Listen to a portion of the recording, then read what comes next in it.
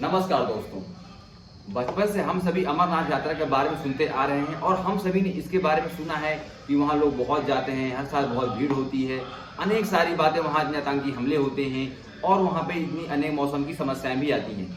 तो अगर आप इस वीडियो को शुरू से अंत तक अगर आप बिना स्किप किए हुए देखेंगे तो आपको सारी इन्फॉर्मेशन मिल जाएगी। तो मैं आपसे रिक्वेस्ट करता हूं कि आप लोग प्लीज वीडियो को शुरू से अंत तक जरूर देखिएगा बिना स्किप किए हुए। तो चलिए वीडियो को शुरू करते हैं। दक्षिण कश्मीर के पहलगाम के पास में 3888 मीटर के ऊपर पहाड़ में एक गुफा है। उसी गुफा में एक अमरनाथ जगह है। उस जगह में शिवलिंग बर्फ के बने हुए हैं और वही शिवलिंग की वहां पे पूजा होती है। उसी से हमारे भारतीयों की श्रद्धा जुड़ी हुई है। लेकिन बात करते हैं कि आखिर उस शिवलिंग में ऐसा क्या है, वो शिवलिंग ऐसे क्यों बनी, उसके पीछे का रीजन क्या है, उसके पीछे का साइंटिफिक रीजन क्या है और वहाँ पे इतनी सुरक्षा के कड़े इंतजाम क्यों होते हैं और फिर भी वहाँ पे इतनी सारी समस्याएं आती हैं, मौसम के कारण कई सारी समस्याएं आती हैं, फिर भी वहाँ पे इतनी श्रद्धा लोगों की क्यों जुड़ी हुई है। तो चलिए उसके बारे में हम लोग डिटेल्स में बात करते हैं। तो बात करते हैं कि आखिर वो शिवलिंग, एक बर्फ की बनी हुई शिवलिंग के पीछे का रहस्य क्या है, उसके पीछे का साइंटिफिक रीजन क्या है, उसके पीछे का पौराणिक कथा क्या है। अगर बात करें पौराणिक कथा के अनुसार, आस्था के अनुसार, तो भगवान शिव ने एक दिन पार्वती माता को अपनी अमरता की कहानी सुनाने का निर्णय लिया, अपनी अमर कथा को सुनाने का निर्णय लिया। इसके बाद में उन्होंने कहा कि आओ पार्वती, मैं तुमको अपनी अमर कथा की कहानी सुनाता हूँ। और उन्होंने एक पहाड़ को, एक गुफा को चुना। उस गुफा को, जिस गुफा को उन्होंने चुना था, उसी गुफा को आज हम अमरनाथ की गुफा के नाम से जानते हैं। लेकिन अब बात करते हैं कि आखिर इस गुफा की खोज कैसे की, लोगों को इसके बारे में मालूम कैसे पड़ा। इस गुफा को जिसने खोजा था वो एक मुस्लिम चारागाह था जो पशुओं को चलाता था, जिसका नाम था बूटा मलिक। उसने 1850 ईस्वी में इस गुफा की खोज की थी, लेकिन महज ये एक कहानी मात्र ही रह गई। लेकिन अब बात करते हैं कि जो बर्फ जो होता है, ये शिवलिंग के आकार का क्यों बन जाता है, इसके पीछे का रीजन क्या है, क्यों बनता है, तो उसके बारे में हम लोग बात करते हैं। तो सबसे पहले अगर बात करते हैं, जो भी पहाड़ होता है, अगर उस पहाड़ से किसी गुफा में पानी जा रहा है, जहाँ पे मतलब टेम्परेचर बहुत कम है, -डिग्री में है, अगर वहाँ पे कोई पानी वो गुफा में जा रहा है, तो जब वो गुफा में जा रहा होता है तो गुफा के अगर ऊपरी हिस्सा में वो पानी जा रहा होता है तो वहाँ पे जमकर के बर्फ बन जाती है। और अगर वो नीचे जा रहा होता है तो नीचे भी जाकर के बर्फ, नुकीलेदार बर्फ बन जाते हैं। इन्हीं को बोलते हैं हम लोग, ऊपर वाले हिस्से को बोलते हैं बर्फ के। आपने देखा होगा कई सारे पिक्चर में आप देख पा रहे होंगे कि ऊपर वाले हिस्से को हम लोग बोलते हैं स्टेलेक्टाइट, और जो नीचे वाला हिस्सा बनता है बर्फ का, जो शिवलिंग आकार का जिसको हम बोलते हैं, उसको बोलते हैं स्टेलेग्माइट। ये साइंटिफिक रीजन है इसका कि जो स्टेलेग्माइट, जो नीचे शिवलिंग के आकार का नुकीला जो बर्फ बन जाता है, इसी को हम बोलते हैं अमरनाथ का शिवलिंग। ये मई के महीने में पूर्णतः एकदम शिवलिंग का आकार ले लेता है और जो जुलाई अगस्त में आते आते धीरे धीरे पिघलना भी शुरू हो जाता है। तो ये रहा इसके पीछे का पौराणिक कथा के अनुसार का क्या इसका रीजन है और ये रहा इसका साइंटिफिक रीजन क्या है। तो आपने दोनों चीजों को समझ लिया। अब हम बात करते हैं कि आखिर यहाँ पे अमरनाथ यात्रा में इतनी हाई सिक्योरिटी क्यों लगाई जाती है, इतनी कड़ी सुरक्षा के इंतजाम क्यों किए जाते हैं। तो इसके पीछे का जो रीजन है वो ये है कि अमरनाथ यात्रा में आए दिन, जब भी अमरनाथ यात्रा होती है, हर साल वहां पे आतंकी हमले होते हैं, आतंकी हमले की शंका पाई जाती है। यही इसके पीछे का एक रीजन है। पहली बार अमरनाथ यात्रा में सन 1993 में पाकिस्तान के हरकत उल अंसार, एक आतंकवादी संगठन ने बाबरी मस्जिद विध्वंस के कारण यहाँ पर अमरनाथ यात्रा में रोक लगाने का प्रयास किया, लेकिन फिर भी यात्रा शांतिपूर्ण ढंग से चलती रही। इस पर कोई असर नहीं पड़ा इस धमकी का। फिर हरकत उल मुजाहिदीन ने सन 1994, 1995, 1998 में दोबारा इसके ऊपर, अमरनाथ यात्रा के ऊपर रोक लगाने का कोशिश की, लेकिन फिर भी उसमें कोई दखलंदाजी नहीं दी गई और वो यात्रा शांतिपूर्ण ढंग से चलती रही। अमरनाथ यात्रा, अमरनाथ यात्रा में पहली बार जब प्रत्यक्ष हमला किया गया था, जिसमें एक नरसंहार हुआ था, वो हुआ था सन 2000 में। 2 अगस्त 2000 में पहलगाम के पास में नुनवन बेस कैंप में आतंकवादियों ने हमला कर दिया, जिसमें 2 घंटे तक फायरिंग कंटिन्यू चलती रही, जिसमें से 21 हिंदू तीर्थयात्री और 7 मुस्लिम नागरिक तथा 3 सुरक्षा बल के अधिकारियों की ऑन द स्पॉट डेथ हो गई, जिसमें से कुल मिलाकर के 32 लोगों की वहां पे मृत्यु हो गई। इसके बाद में एक घटना और होती है, वो होती है 20 जुलाई 2001 को, जो अमरनाथ के पास शेषनाग जगह में आतंकवादियों के द्वारा जो रात के शिविर कैंप होते हैं उनके ऊपर ग्रेनेड फेंक दिए गए, जिसमें से 13 लोगों की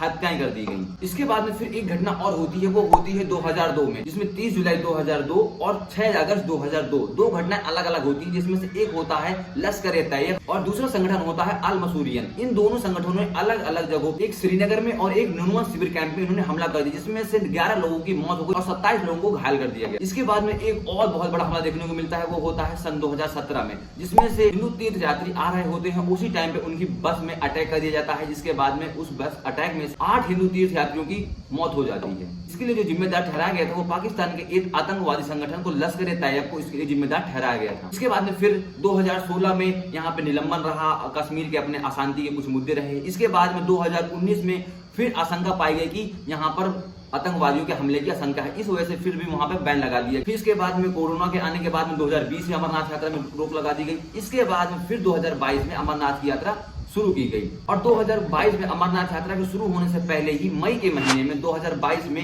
एक लंच बॉक्स में 3 बम मिले थे जो अमरनाथ यात्रा के मार्ग में ही मिले थे, जिसके बाद में एक सनसनी फैल गई और लोगों के अंदर आतंकवादी घटना को लेकर के एक डर पैदा हो गया। इसी को मद्देनजर रखते हुए हमारे भारत सरकार ने वहां पे हाई सिक्योरिटी के इंतजाम कर दिए थे, कड़ी सुरक्षा के इंतजाम कर दिए थे। तो यही कारण है कि अमरनाथ यात्रा में हाई सिक्योरिटी लगाई जाती है, इतनी कड़ी सुरक्षा के इंतजाम किए जाते हैं। अगर बात करें 1990 से 2017 के बीच में तो अब तक 36 आतंकवादी हमले हुए हैं, जिसमें से 56 लोगों की मौत हो चुकी है। तो अमरनाथ यात्रा को हमेशा आतंकवादी अपना एक टारगेट मानते रहते हैं। इसी चीज को मद्देनजर रखते हुए भारत सरकार अमरनाथ यात्रा को लेकर बहुत ही कड़ी सुरक्षा के इंतजाम रखती है। इसके बाद हम बात करते हैं कि अमरनाथ यात्रा में सिर्फ आतंकवादी ही चुनौती नहीं है, इसके बाद वहां पे चुनौती है वहां की मौसम की खराबी। अमरनाथ यात्रा में मौसम के कारण अनेक मौतें होती आ रही है। अगर बात करें 1990 के दशक में तो बर्फ का तूफान आया था जिसमें से 240 लोगों की डेथ हो गई थी। बाद में 2012 में 120 लोगों की डेथ हो गई थी, जिसमें से कुछ मौसम की खराबी थी और कुछ शारीरिक क्षमता के कारण वहां पे बीमारी हो जाती है। जब व्यक्ति इतने ऊपर पहाड़ में जाता है तो उसके पास ऑक्सीजन लेवल भी कम हो जाता है और अनेक शारीरिक समस्याएं भी आ जाती है, जिस कारण वहां पे 120 लोगों की डेथ हो गई थी। और फिर इसके बाद में अभी 1-2 दिन पहले आप सभी ने सुना होगा कि अमरनाथ यात्रा में बादल फट गया और 15 लोगों की डेथ हो गई, जिसमें से 50 लोग लापता हो गए। लेकिन आखिर ये बादल का फटना है क्या?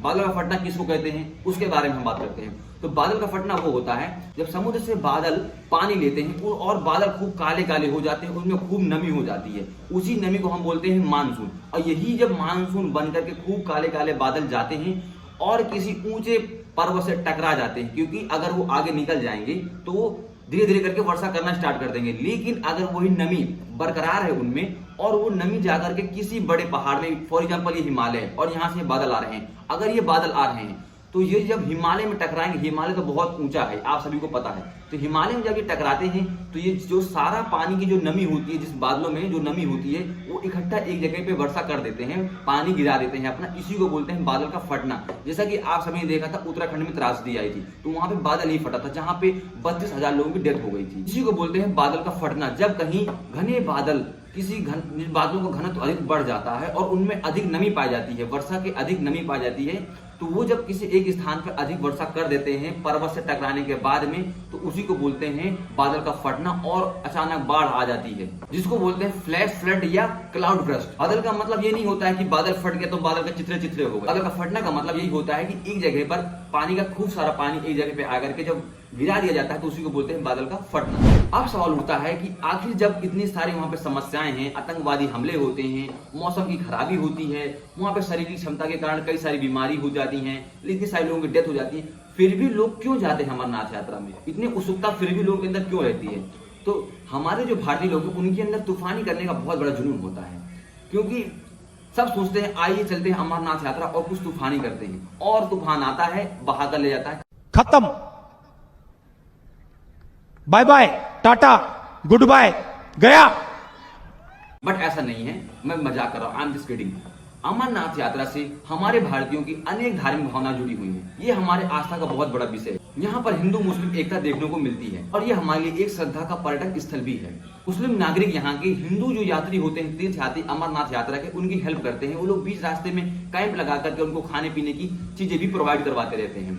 तो अगर आपको वीडियो इंफॉर्मेटिव लगी है, अगर आप शुरू से अंत तक आपने कहानी को अच्छे से सुना है, तो उम्मीद करता हूं कि आपने अमरनाथ यात्रा को समझ लिया होगा। अगर आप अमरनाथ यात्रा में जाने का प्लान कर रहे हैं तो अभी तो फिलहाल रोक लगा दी गई है, बट अगर स्टार्ट होती है या अगले साल स्टार्ट होती है तो आपको जाने के लिए ये रूट है, ये 2 रूट है। अगर आपको जिस रूट से सुटेबल लगे आप उस रूट से जा सकते हैं। और हाँ, अगर आपके कोई दोस्त जाने का भविष्य में प्लान कर रहे हैं, फ्यूचर में अमरनाथ यात्रा आपके कोई फैमिली मेंबर प्लान कर रहा है, तो आप प्लीज उन तक इस वीडियो को पहले जरूर भेज दें ताकि वो उसके बारे में जानकारी ले लें, तभी जाने का प्लान करें। और किसी एक्साइटमेंट और किसी पहाड़, झरना, बर्फ के कारण सिर्फ वहां पे जाने का प्लान ना करें। जब आपकी कोई आस्था हो, जब आपकी कोई भावना हो, तभी आप वहां पे जाने का प्लान करें, क्योंकि वहां पे आपको अनेक समस्याओं का सामना करना पड़ सकता है, वो आपके लिए सेफ नहीं है। क्योंकि आप आए दिन सुनते हैं जब भी अमरनाथ में यात्रा होती है तो वहां पे अनेक समस्याओं का सामना करना पड़ता है वहां पे तीर्थयात्रियों को। तो चलिए दोस्तों, मिलते हैं नेक्स्ट वीडियो में। अपना कीमती समय देने के लिए धन्यवाद। अगर आपको मेरी मेहनत अच्छी लगी हो तो प्लीज चैनल को सब्सक्राइब करना मत भूलिएगा। वीडियो आपको इन्फॉर्मेटिव लगी हो, कुछ इसके बारे में जानकारी मिली हो तो प्लीज आप इसको लाइक कर दीजिएगा और अपने दोस्तों तक, रिश्तेदारों तक, फैमिली में सभी को शेयर करना भी मत भूलिएगा। और जो नीचे रेड वाला बटन दिखाई दे रहा है ना, इसको जाते जाते सब्सक्राइब करना भूलना नहीं है। चलिए दोस्तों, धन्यवाद।